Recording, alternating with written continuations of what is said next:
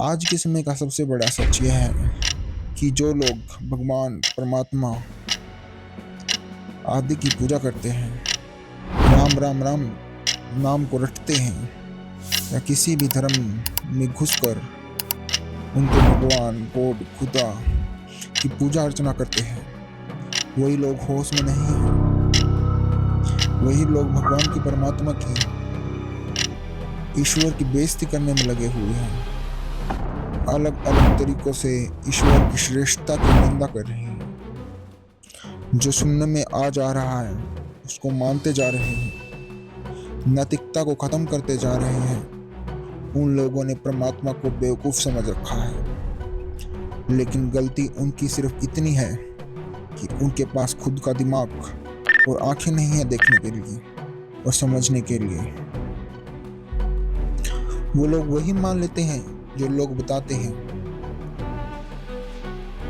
जो पंडित बताते हैं, जो पाखंडी बताते हैं। खुद की नजरों से देखने की कोशिश भी नहीं करते, क्योंकि देखे तो पता चले। सच ढूंढो तो पता चले क्या हो रहा है। बड़े पदों पर बैठे लोग परमात्मा की श्रेष्ठता के नाम पर परमात्मा की ऐसी छवि बना रहे हैं जो श्रेष्ठ से ज्यादा बेवकूफ दिखाई पड़ती है। लोगों को श्रेष्ठ और बेवकूफ में अंतर ही नहीं पता।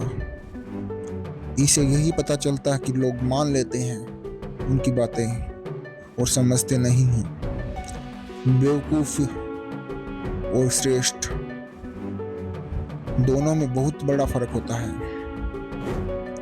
जिनके पास आंखें हैं देखने के लिए उसको दिखाई पड़ेगा सब। बेवकूफ को पता नहीं होता वह क्या कर रहा है, उसको होश ही नहीं होता। जो वह कर रहा है वह सही है या गलत, इसका उसे कोई होश नहीं होता। श्रेष्ठ व्यक्ति की सभी इंद्रियां काबू में होती हैं।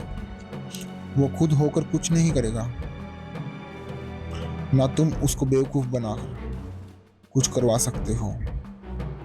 वह खुश होकर भी कुछ नहीं करेगा, वो दुखी होकर भी कुछ नहीं करेगा, और ना ही तुम उसको खुश करके कुछ ले सकते हो, या मक्खन लगाकर तुम कुछ करवा सकते हो, और ना ही मक्खन लगाकर कुछ मांग सकते हो। छवि ऐसी बनाई गई है कि मक्खन लगाओ और कुछ भी करवा लो या ले लो। अगर तुम परमात्मा को ये चढ़ाओगे तो जो मांगोगे वो मिल जाएगा। अगर तुम परमात्मा के लिए ये करोगे तो वो खुश होकर तुम्हारा सारी इच्छाएं पूरी कर देंगे। तुम जो मांगोगे तुम्हें दे देंगे। आपको ये सुनकर थोड़ी हंसी नहीं आ रही? ये कोई मजाक है?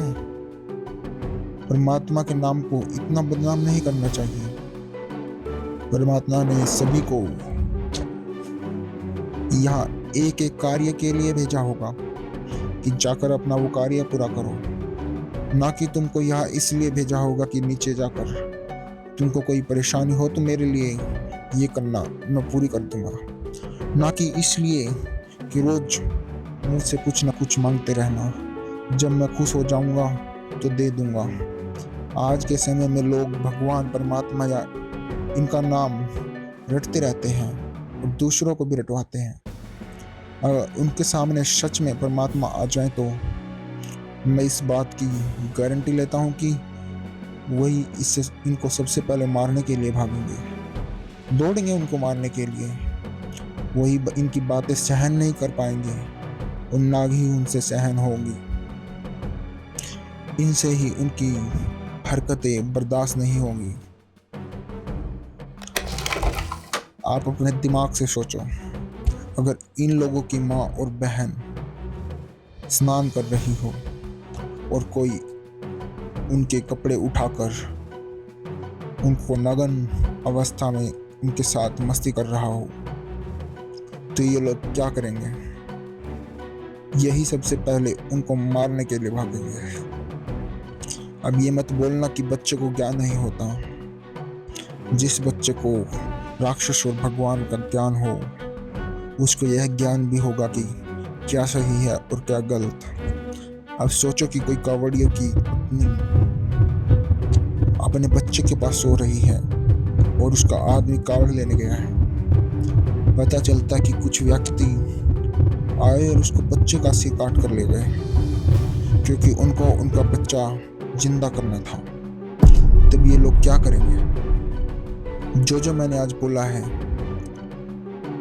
आप लोग अपने खुद के दिमाग से होश में आकर इन बातों पर सोच विचार करें और इन कहानियों को रिलेट करें कि मैं किसकी बात कर रहा हूँ।